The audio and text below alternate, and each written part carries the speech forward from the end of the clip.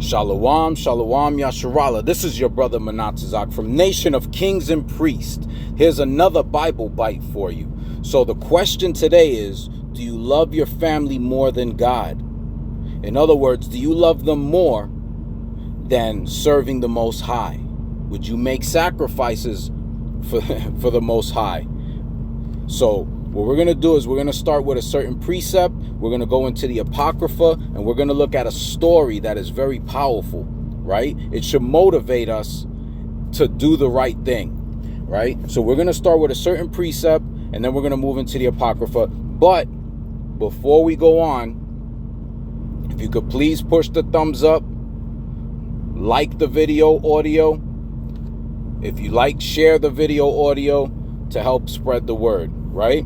So we're going to start it out. We're going to give all blessings, all praise, and all honor and glory to Yahweh in the name of his son, HaMashiach Yahwahshi, our King and our Redeemer, right? So now we're going to start out with this precept in Matthew where Christ, Yahwahshi, is talking. So it's red letter, Matthew 10, verse 37. And it says, "He that loveth father or mother more than me is not worthy of me. And he that loveth son or daughter more than me is not worthy of me." If you love anyone more than the Most High or his son, then you're not worthy of him or the kingdom. Let's go on to verse 38. "And he that taketh not his cross and followeth after me is not worthy of me." 39. "He that findeth his life shall lose it, and he that loses his life for my sake shall find it." So if you lose your life for Christ's sake, for kingdom work, following these laws, statutes, and commandments, you will be sealed into the kingdom and into eternal life. But if you don't do that, you will lose all of that. So we're going to go through some examples of this, but one mighty example, right? And we're going to go into it in the Apocrypha. And this is a pretty long chapter, right? We're going to be in 2nd Maccabees, chapter 7. Like I said, it's a long chapter. We got a lot of precepts to cover. I'm going to try not to go too fast, but I don't want to go too slow on this. But we're going to try to get all the meat off of this. All right? So this is going to happen during the time of King Antiochus IV. All right? So here we go. Chapter 7. We'll start at verse 1. "It came to pass also that 7 brethren with their mother were taken, and compelled by the king against the law to taste swine's flesh." For yous that don't know what swine is pig or pork. All right? So the king was trying to pressure them into tasting and putting this pork in their mouth. Right? So we're going to start it again. "It came to pass also that 7 brethren with their mother were taken, and compelled by the king against the law," that's God's law, "to taste swine's flesh, and were tormented with scourges and whips." Right? So let's go on. Verse 2. "But one of them that spake first said, What wouldest thou ask or learn of us? We are ready to die rather than to transgress the laws of our fathers." You see that? This brother right here loves the Most High more than he loves his own life. And that's what we have to love the Lord that much, that we're willing to give up our lives and family members' lives for this thing. It's the only way we're going to get sealed into this. So let's go. We're going to jump around to, let's go to Deuteronomy chapter 14, right? Verse 8. And it says, and this is actually a law, right? For all Israelites All Hebrews, we're supposed to follow these laws. These are the commandments of the Most High. This is why they're refusing to put that pig in their mouth. Watch this. It says, and the swine, because it divideth the hoof, yet cheweth not the cud, it is unclean unto you. Ye shall not eat of their flesh, nor touch their dead carcass. If you're an Israelite, you should not be eating pork. We have dietary laws concerning this, right? Let's go even further on this. We're going to go to, let's go to Isaiah. We're going to go to Isaiah chapter, in fact, let's do Isaiah 65, verse 4. And we're going to look it up in the NLT. And it says, at night they go out among the graves, worshiping the dead. They eat the flesh of pigs and make stews with other forbidden foods. You see that? The prophet Isaiah is telling you the Most High is not happy about this. Right? Verse 5. This is the Most High talking. It says, these people are a stench in my nostrils, an acrid smell that never goes away. Acrid smell? That's a smell that is so bad that your eyes water up and your sinuses burn when you see it and smell it.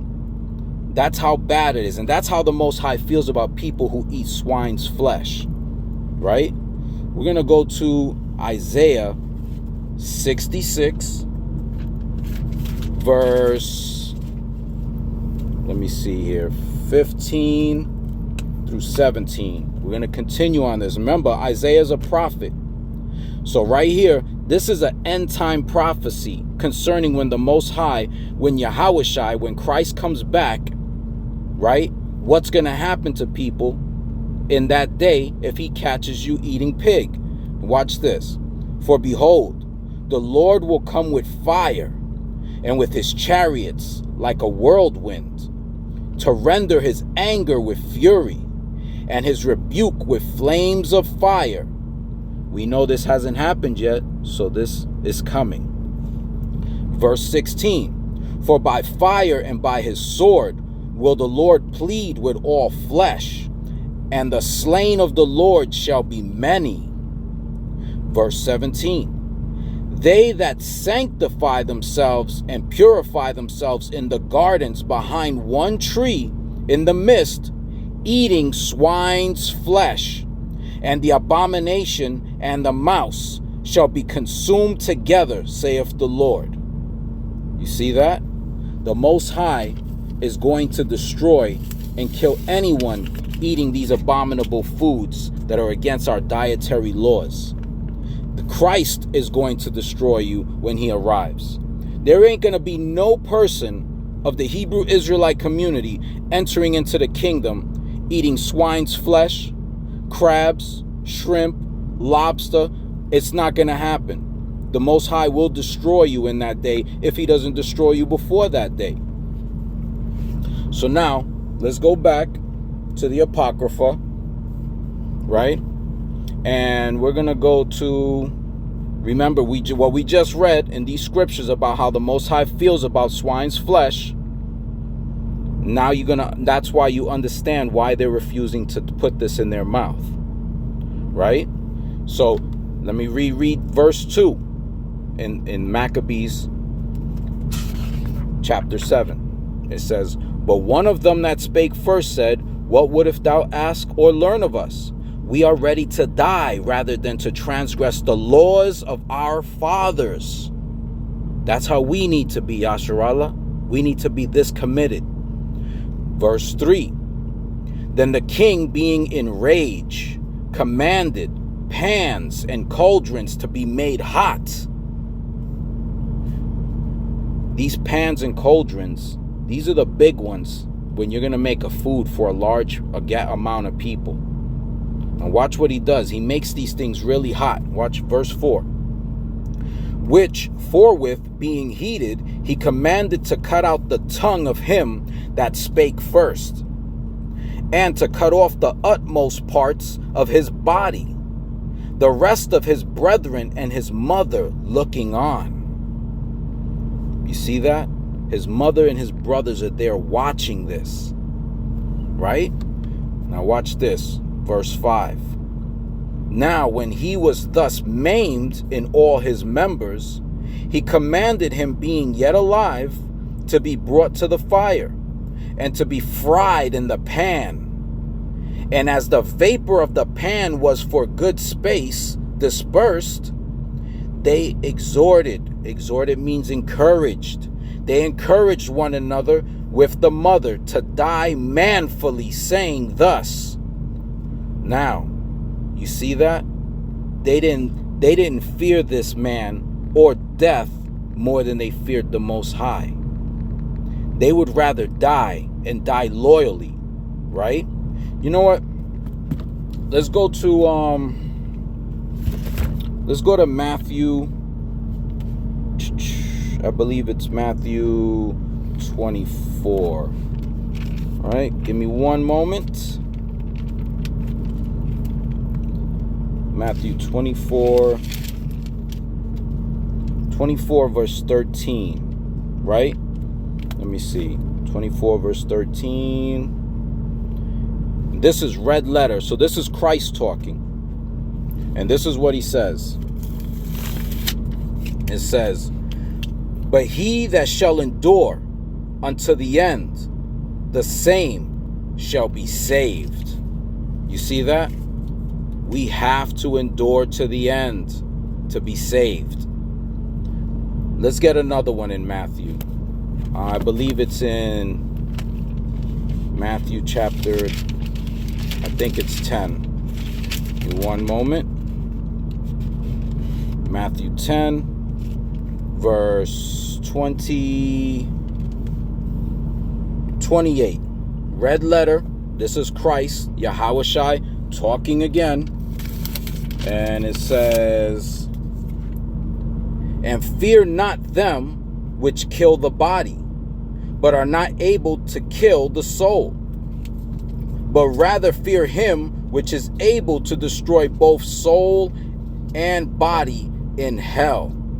You see that? And we know man can only kill the body, but he cannot kill the soul. But the Most High, if you violate his laws, could kill the body and the soul.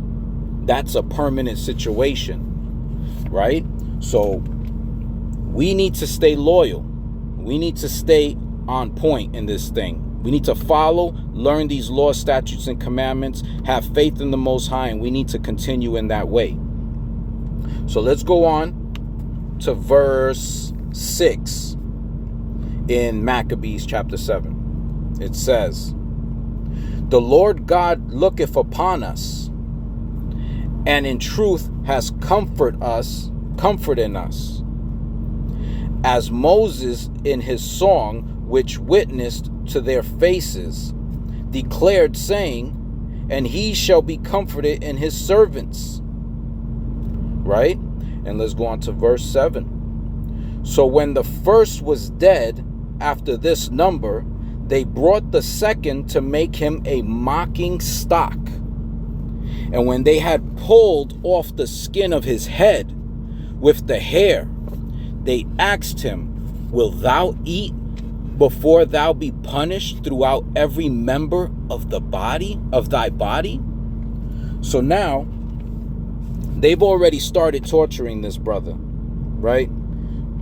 And they're asking him now, while they already scalped him, and his head, the flesh of his head with his hair is hanging from his scalp, and they're asking him if he's willing to eat this pork and not receive any more of this torture, right? This reminds me of 1 Peter. We're going to go to 1 Peter chapter 5, and I believe we're going at verse 8 and 9, right? Because this brother is sacrificed. These brothers and this mother are sacrificing themselves, right? And let's see what it says in 1 Peter chapter 5, verse 8 and 9. It says, Be sober.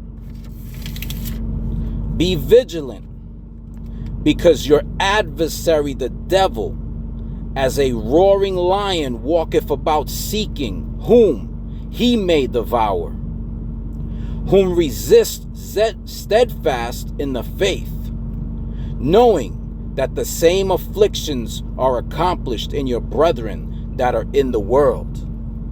You see that? We're expected to make ourselves a living sacrifice to the Most High and endure these tribulations, these tortures. This is picking up our torture stake, right? And these brothers know that, and they're presenting themselves as a living sacrifice. So we're going to go back, and we're going to go to, I believe, verse 8. And it says, but he answered in his own language. In fact, let's reread verse 7 after we just read that 1 Peter, and then we'll move to verse 8. It says, so when the first was dead after this number, they brought the second to make him a mocking stock. And when they had pulled off the skin of his head with the hair, they asked him, wilt thou eat before thou be punished throughout every member of thy body? But he answered in his own language and said, no. Wherefore he also received the next torment in order as the former did. So because he answered no, he received the same torture that his brother before him received. And as we see in 1 Peter, right, we have to endure this because these devils are out here, right? They're out here looking to devour us, the children of Israel, because we're following the laws of our Father. And we have to know that even though we're enduring, that we have other brothers that are enduring these same things or similar situations somewhere else, right? So verse 8, but he answered and said in his own language and said, no. Wherefore he also received the next torment in order as the former did. Verse 9, and when he was at the last gasp, he said, thou, like a fury, takest us out of this present life. But the King of the world shall raise us up, who have died for his laws unto everlasting life. You see that? They were convicted in this thing. They knew what their reward would be. This goes back to Matthew 24:13 about enduring to the end. And he who endures to the end will have everlasting life, or will be saved, right? Let's go to verse 10. It says, after him was the third made a mocking stock. And when he was required, he put out his tongue. And that right, Shalakia, let me read that again. And after him was the third made a mocking stock. And when he was required, he put out his tongue. And that right soon, holding forth his hands manfully. You see that? He stuck his tongue out and put his arms out manfully, waiting for them to chop it off. Right? So let's go on to verse 11. So verse 11, it says, and said courageously, these I had from heaven. He's talking about his arms and his tongue. He said, these I had from heaven, and for his laws I despised them. So for God's laws, he will despise his own body parts, right? And from him I hope to receive them again. You see that? He has faith that the Most High is going to restore him whole again, but in the kingdom, right? Now, let's go to Deuteronomy. This reminds me of Deuteronomy chapter 6, verse 5, right? And it says, and thou shalt love the Lord thy God with all thy heart, and with all thy soul, and with all thy might. Right? These brothers and this mother are showing that they love the Most High with all their heart, all their soul, and all their might, because they are not violating these commandments, even unto death. We ourselves need to take this as an example and prepare ourselves for these days, because certain days are coming. You may not fry in a pan, but you may be put to death for other things, for violating if you don't violate the law, because that's how they're going to try to get you. They're going to try to get you by making you violate God's laws. Right? So let's go back.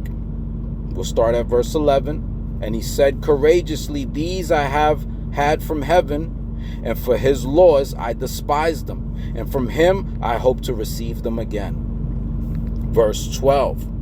Insomuch that the king and they that were with him marveled at the young man's courage, for that he nothing regarded the pain. So he didn't pay attention to the pain, and he didn't fear this pain. And I know it had to be very painful, but he didn't compromise. He kept going. Let's verse 13. Now, when this man was dead, also they tormented and mangled the fourth in the like manner. You see that? They moved on to the next brother, and they began torturing him. Verse 14, it says, so when he was ready to die, he said thus, it is good being put to death by men, to look for hope from God, to be raised up again by him. As for thee, thou shalt have no resurrection to life. You see that? He knows, because he's dying loyally, that the Most High will reward him with the resurrection to life. But he knows that this king and his people, that they will not be resurrected to life. Right? So let's actually, this reminds me of, I believe it's Matthew. Yeah, let's go to Matthew. Give me one moment. Matthew 18, verse 10. And it says, it's red letter, so Christ is talking. This is Yahwahshi. It says, take heed that ye despise not one of these little ones. For I say unto you that in heaven their angels do always behold the face of my Father which is in heaven.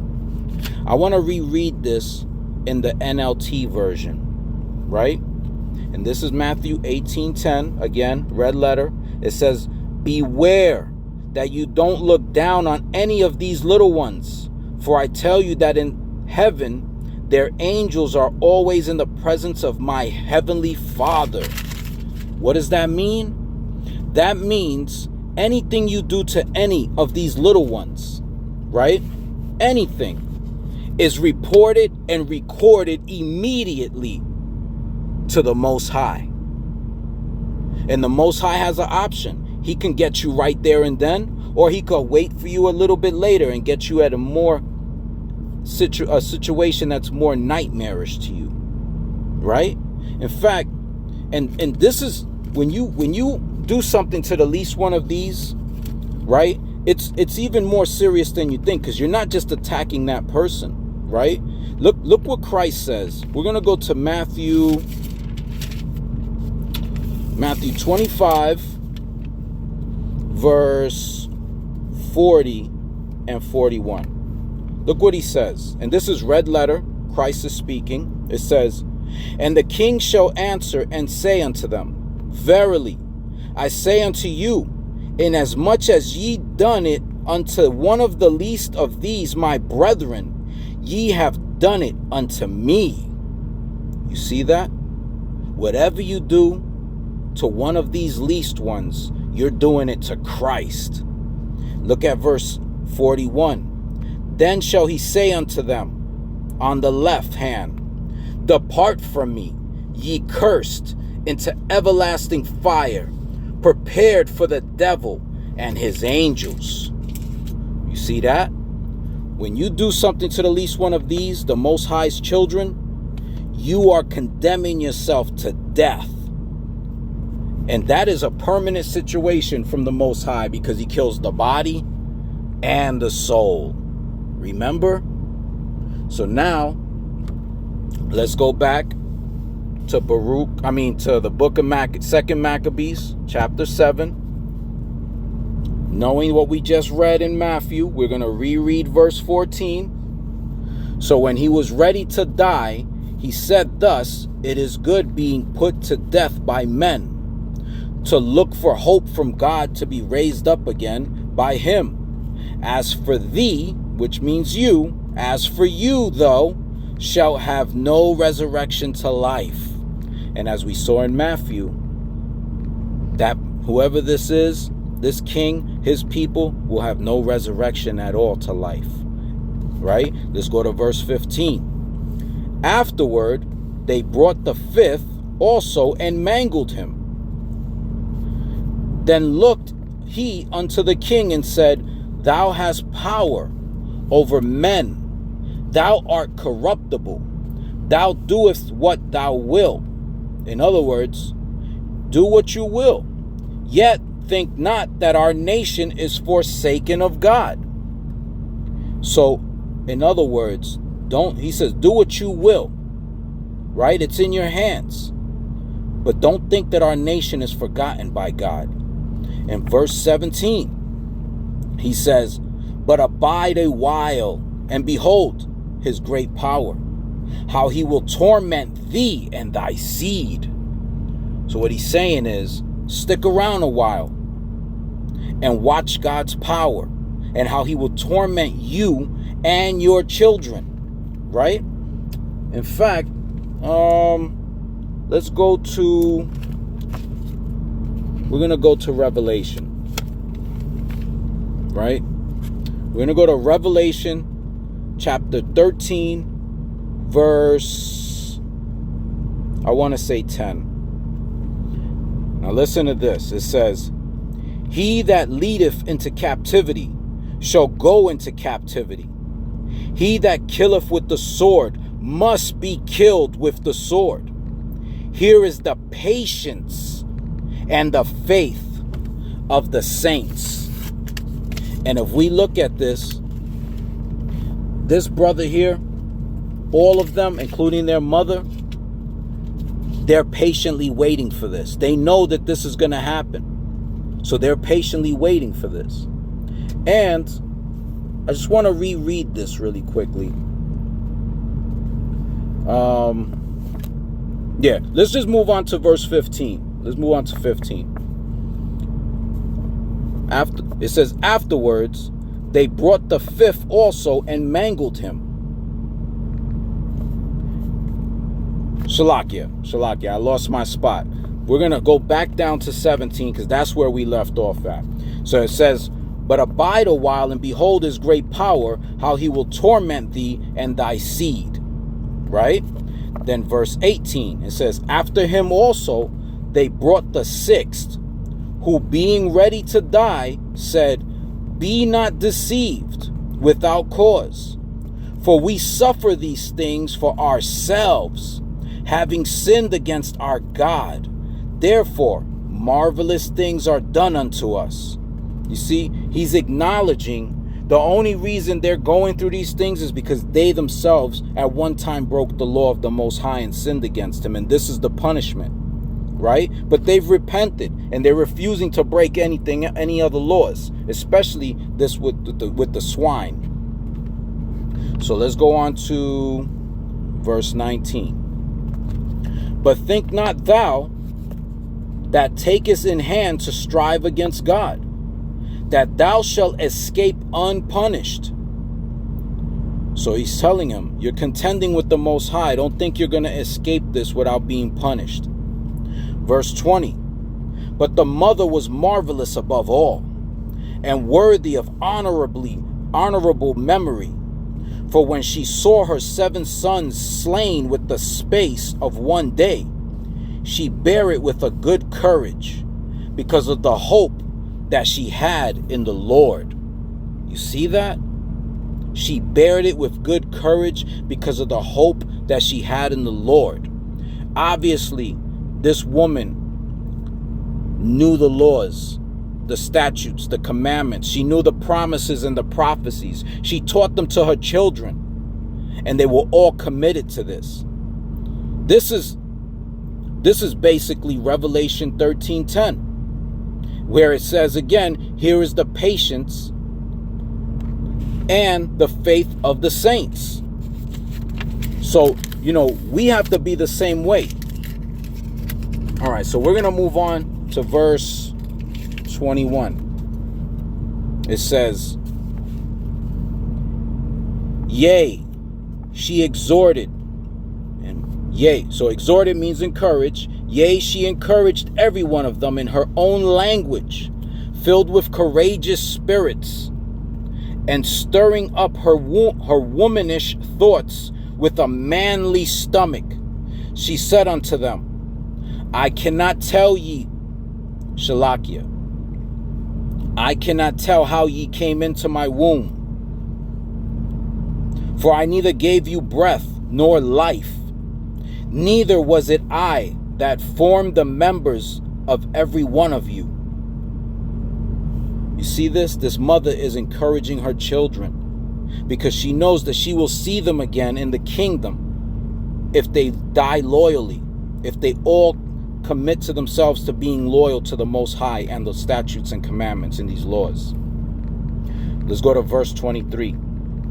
It says, but doubtless the creator of the world, who formed the generation of man and found out the beginning of all things, will also of his own mercy give you breath and life again. You see that? Give you breath and life again, as ye now regard not your own selves for his law's sake.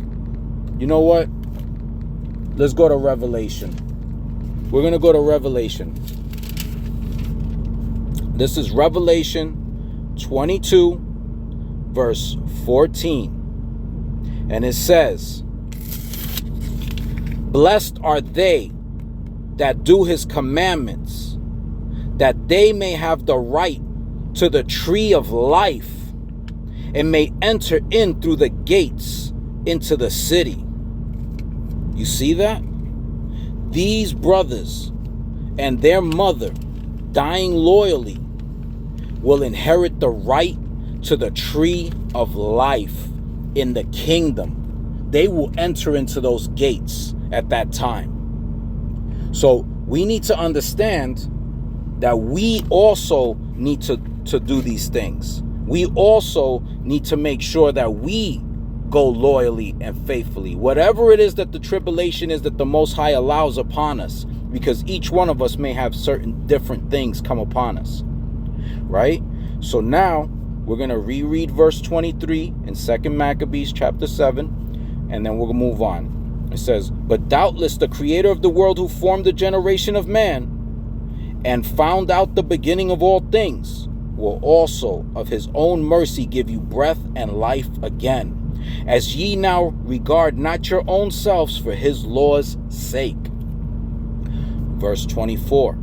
Now Antiochus, thinking himself despised, now this is the king, and suspecting it to be a reproachful speech, whilst the youngest was yet alive, did not only exhort him by words. So the king is trying to encourage the youngest one, the last one of the sons, but also assured him with oaths that he would make him both a rich and happy man, if he would turn from the laws of his fathers, and that also he would take him for his friend and trust him with the affairs. Do you hear this devil? This devil right here is trying to bribe this young man into betraying the Most High's laws, statutes, and commandments, right? By offering him things, right? Listen, this is very similar to what happened to Yahwahshi when the devil took him up to the mount and showed him all the kingdoms of the world and said, hey, I'll give you all of these kingdoms and rulership over them if you just bow down to me one time and worship me. Right? So this is how the devil works. That's how these devils work. Let's move on to verse 25. It says, but when the young man would in no case hearken unto him, the king called his mother and exhorted her that she would counsel the young man to save his life. And when he had exhorted her with many words, she promised him that she would counsel her son.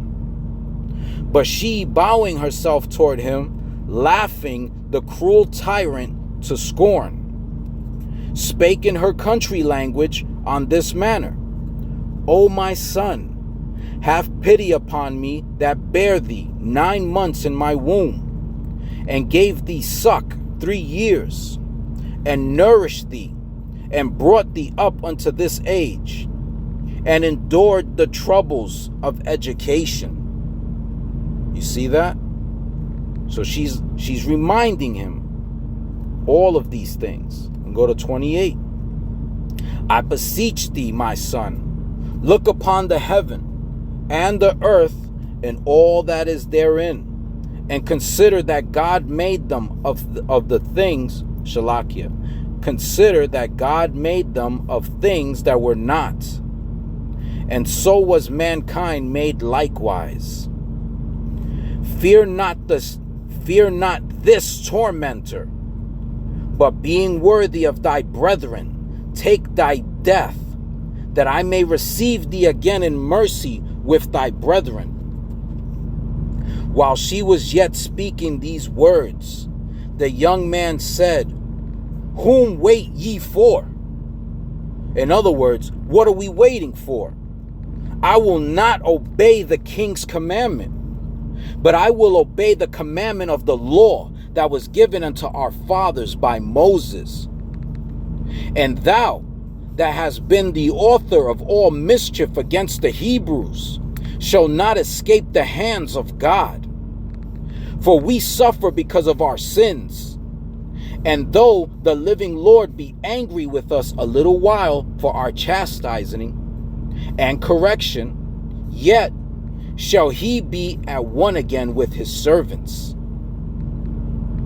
But thou, O godless man, and of all other most wicked, be not lifted up without a cause, nor puffed up with uncertain hopes, lifting up thy hand against the servants of God. For thou hast not yet escaped the judgment of the Almighty God, who seeth all things. You see that? He's letting this king know, this heathen, know that he is not going to escape this judgment, and that the Most High already knows all the things that he is doing. Remember the precept I showed you where Christ said that their angels are in heaven who are face to face with the Most High? So that the Most High is already hearing this and seeing it. So let's go on to verse 36. For our brethren who now have suffered a short pain are dead under God's covenant of everlasting life. You hear that? If we die loyally in this thing, we are in God's covenant of everlasting life. But thou, through the judgment of God, shall receive just punishment for thy pride. Verse 37. But I, as my brethren, offer up my body and life for the laws of our fathers. Hold on a second. I got to get another precept on this, right? Did you hear what he just said? But I, as my brethren, offer up my body and life for the laws of our fathers. So what we're going to do is we're going to go to Romans chapter 12, and we're going to read verse 1 and 2. Watch this. Romans 12, verse 1 and 2.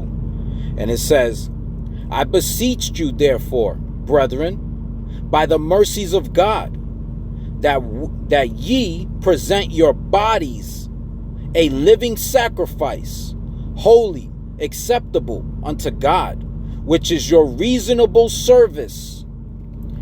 And be not conformed to this world, but be ye transformed by the renewing of your mind, that ye may prove what is that good and acceptable and perfect will of God. You see that? We are commanded and we are expected to present our bodies as a living sacrifice. We are expected to endure to the end, even if that end means our lives being taken. Look at this sister. She just lost 7 sons and courageously exhorted and encouraged each one to die loyally, manfully. There are brothers out there that aren't as brave as this woman. Let's go on. We're going to continue reading verse 37, 2 Maccabees chapter 7. And it says, "But I, as my brethren, offer up my body and life for the laws of our fathers, beseeching God that he would speedily be merciful unto our nation, and that thou, by torments and plagues, mayest confess that he alone is God." Did you hear this? This brother just put a curse on this king. Listen to this. He said, unto our nation, that thou by torments and plagues mayest confess and that he alone is God. So in other words, that by torment, suffering, and plagues, disease, that he was going to suffer, that he should suffer those things, and that he would admit that God is God alone, right? And what you may or may not know about this king is that he died a horrible death. He had a disease that the Most High gave him, where his flesh and his intestines were swollen up, and they were infested with worms, and parts of the flesh on his body was falling off, and the smell was so bad that even his servants couldn't bear to be around him, and he could even smell himself. And on top of that, he was riding in a chariot and began rushing people even more, and fell out and messed up his leg. So this man died a very painful, agonizing death. But guess what? He also wrote in his will an apology to the Jews. So this brother's curse fell upon this king, and it went down that way.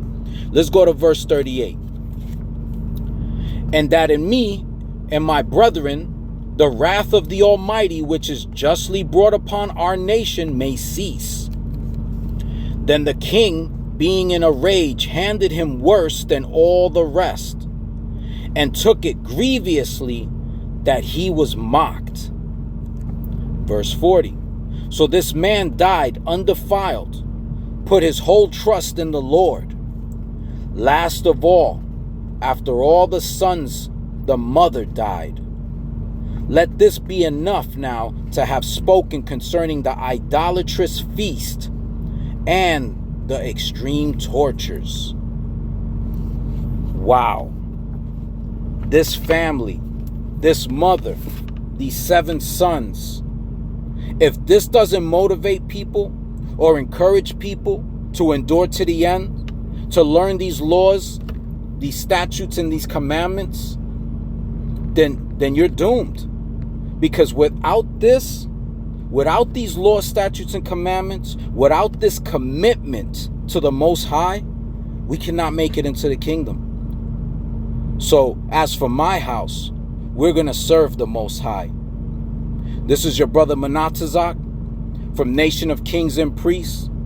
Shalom.